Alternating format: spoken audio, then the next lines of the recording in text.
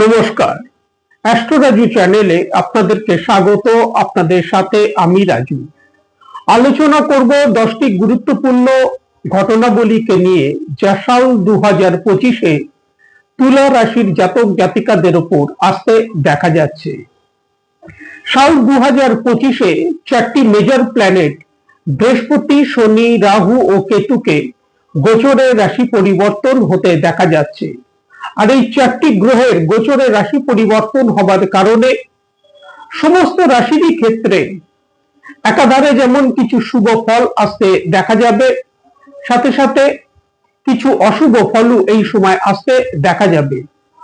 আজকের আলোচনার ক্ষেত্রে শুধুমাত্র সাল 2025-এ 10টি শুভ উল্লেখযোগ্য ঘটনাবলীকে নিয়ে আলোচনা করব, যা তুলা রাশির জাতক জাতিকাদের উপর আসতে দেখা যাচ্ছে। সাল 2025-কে নিয়ে তুলা রাশির ওপর একটি সম্পূর্ণ ভিডিও অলরেডি আমার এই চ্যানেলে দেওয়া আছে, চাইলে আপনারা সেটি গিয়ে দেখে নিতে পারেন। প্রথম যে ঘটনাটি আপনাদের রাশির ওপর আসতে দেখা যাচ্ছে, 21শে জানুয়ারি মঙ্গল গোচরে বক্রী অবস্থায় পিছিয়ে যাবে রাশির ভাগ্যভাবে। যখনই কোনো বক্রী গ্রহ পিছিয়ে পুনরায় তার আগের রাশিতে প্রবেশ করে, সেই সময় আমাদের জীবনে শুভ অশুভ উভয় প্রকারই ফল আসতে দেখা যায়। আজকের আলোচনার ক্ষেত্রে শুধুমাত্র যে সকল শুভ প্রভাব আসতে দেখা যেতে পারে সেগুলিকে নিয়েই আলোচনা করব, যার কারণে 21শে জানুয়ারি মঙ্গল যখনই গোচরে বক্রী ভাবে পিছিয়ে রাশির ভাগ্যভাবে প্রবেশ করবে, ব্যবসায়িক ক্ষেত্রে হোক, আর্থিক দিক থেকে হোক, প্রপার্টি সংক্রান্ত বিষয়ে কোনো কাজ আটকে থাকলে তা এই সময় সলভ হতে দেখা যেতে পারে। সাথে সাথে ভাগ্যের সহায়তা ও প্রাপ্তি এই সময় আসতে দেখা যাচ্ছে। দ্বিতীয় যে শুভ ঘটনাটি রাশির ওপর আসতে দেখা যাচ্ছে, 4 ফেব্রুয়ারি দেবগুরু বৃহস্পতি বক্রী অবস্থা থেকে মার্গী হবেন। বৃহস্পতিকে অষ্টম ভাবে অবস্থান করতে দেখা যাচ্ছে। অষ্টম ভাবে বৃহস্পতি 4 ফেব্রুয়ারি মার্গী হবার কারণে আটকে থাকা অর্থ এই সময় উদ্ধার হতে দেখা যেতে পারে। বৃহস্পতি হঠাৎ প্রাপ্তি এই সময় যেমন আসতে পারে বৃহস্পতি মার্গী হবার কারণে, সাথে সাথে পৈতৃক সম্পত্তির দিক থেকেও এই সময় কিছু কিছু ক্ষেত্রে লাভ প্রাপ্তি আসতে দেখা যেতে পারে। তৃতীয় যে শুভ ঘটনাটি আপনাদের রাশির ওপর আসতে দেখা যাচ্ছে, রাশির অধিপতি শুক্রকে গোচরে ষষ্ঠ ভাবে 28শে জানুয়ারি থেকে 31শে মে আগে পর্যন্ত উচ্চস্থ হয়ে অবস্থান করতে দেখা যাবে।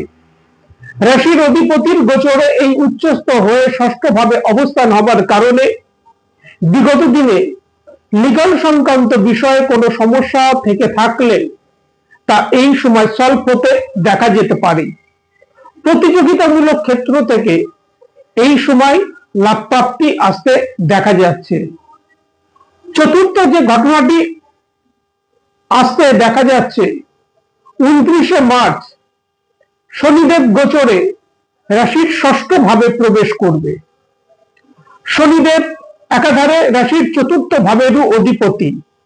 ষষ্ঠ ভাবে গোচরে অবস্থান হবার কারণে বিগত দিনে প্রপার্টি সংক্রান্ত বিষয়ে কোনো সমস্যা থেকে থাকলে তা এই সময় সলভ হতে দেখা যাবার সম্ভাবনা। শনিদেব পঞ্চম ভাবেরও অধিপতি হিসাবে ষষ্ঠ ভাবে তাকে গোচরে অবস্থান করতে দেখা যাবে 29শে মার্চ থেকে, যার কারণে এই সময় বিদ্যার্থীদের বিদ্যাক্ষেত্রে কোনো এক্সাম থাকলে তা থেকে লাভ প্রাপ্তির যথেষ্ট সম্ভাবনা দেখা যায়, তবে পরিশ্রমের বিনিময়। পঞ্চম যে ঘটনাটি আপনাদের রাশির ওপর আসতে দেখা যাচ্ছে, 14ই মে দেবগুরু বৃহস্পতি গোচরে রাশির ভাগ্যভাবে প্রবেশ করবে। দেবগুরু বৃহস্পতি গোচরে ভাগ্যভাবে প্রবেশ হবার সাথে সাথে সমস্ত কাজকর্মের ক্ষেত্রে ভাগ্যের সহায়তা প্রাপ্তি আসতে দেখা যাবে। 14 মে থেকে বৃহস্পতিকে গোচরে পঞ্চমে অবস্থান করতে দেখা যাবে। পঞ্চম ভাব যেখান থেকে আমরা বিদ্যার বিচার করে থাকি, তার পঞ্চমে দেবগুরু বৃহস্পতিকে অবস্থান করতে দেখা যাবে। এই সময় যদি সঠিক মাত্রায় পরিশ্রম করা যায়, সেক্ষেত্রে বিদ্যার্থীদের বিদ্যাক্ষেত্র থেকে যথেষ্ট লাভ প্রাপ্তির সম্ভাবনা দেখা যায়। ষষ্ঠ যে ঘটনাটি আপনাদের রাশির ওপর আসতে দেখা যাচ্ছে, দেবগুরু বৃহস্পতি গোচরে 14 মে রাশির ভাগ্যভাবে প্রবেশ করবে। দৃষ্টি থাকবে রাশির ফার্স্ট হাউসের ওপর। জীবনে অগ্রগতি, সাফল্য এই সময় আসতে দেখা যাবে। ভাগ্যের পূর্ণ সহায়তা প্রাপ্তি এই সময় আসতে দেখা যাবে। জাতকের মধ্যে কনফিডেন্স এই সময় বৃদ্ধি পাবে। সপ্তম যে ঘটনাটি আপনাদের রাশির ওপর আসতে দেখা যাচ্ছে, 14 মে দেবগুরু বৃহস্পতি গোচরে রাশির ভাগ্যভাবে প্রবেশ করবে। বৃহস্পতির দৃষ্টি থাকবে রাশির পঞ্চম ভাবের ওপর। সন্তান প্রাপ্তির ক্ষেত্রে যোগ তৈরি হতে দেখা যাচ্ছে। বিদ্যার্থীদের বিদ্যাক্ষেত্র থেকে লাভ প্রাপ্তির সম্ভাবনা, তবে পরিশ্রমের বিনিময়। এবং ব্যবসায়িক ক্ষেত্রে অতি উত্তম সময় থাকতে দেখা যাচ্ছে। তার কারণ সপ্তম ভাব থেকে আমরা সাধারণভাবে ব্যবসা বাণিজ্যের বিচার করে থাকি। সপ্তমের একাদশে বৃহস্পতির দৃষ্টি থাকবে। ব্যবসায়িক ক্ষেত্র থেকে যথেষ্ট লাভ প্রাপ্তির সম্ভাবনা দেখা যায়। অষ্টম যে ঘটনাটি আপনাদের রাশির ওপর আসতে দেখা যাচ্ছে, 14 জুন রবি গোচরে রাশির ভাগ্যভাবে প্রবেশ করবে এবং দেবগুরু বৃহস্পতির সাথে রবির এই সময় যুতি হতে দেখা যাবে। সমাজে জাতকের মান, যশ, প্রতিষ্ঠা যেমন বৃদ্ধি পেতে দেখা যাবে, আর্থিক দিক থেকে সচ্ছলতা বৃদ্ধি পেতে দেখা যাবে। কর্মক্ষেত্রে অনুকূল সময় তৈরি হতে দেখা যাবে।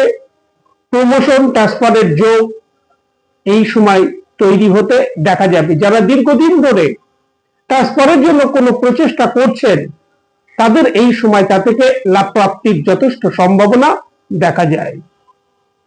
নবম যে ঘটনাটি আপনাদের রাশির ওপর আসতে দেখা যাচ্ছে, 18 অক্টোবর দেবগুরু বৃহস্পতি অতিচারী গতিতে রাশির দশম ভাবে প্রবেশ করবে। অর্থাৎ দেবগুরু বৃহস্পতি 18 অক্টোবর কর্মভাবে প্রবেশ করবে।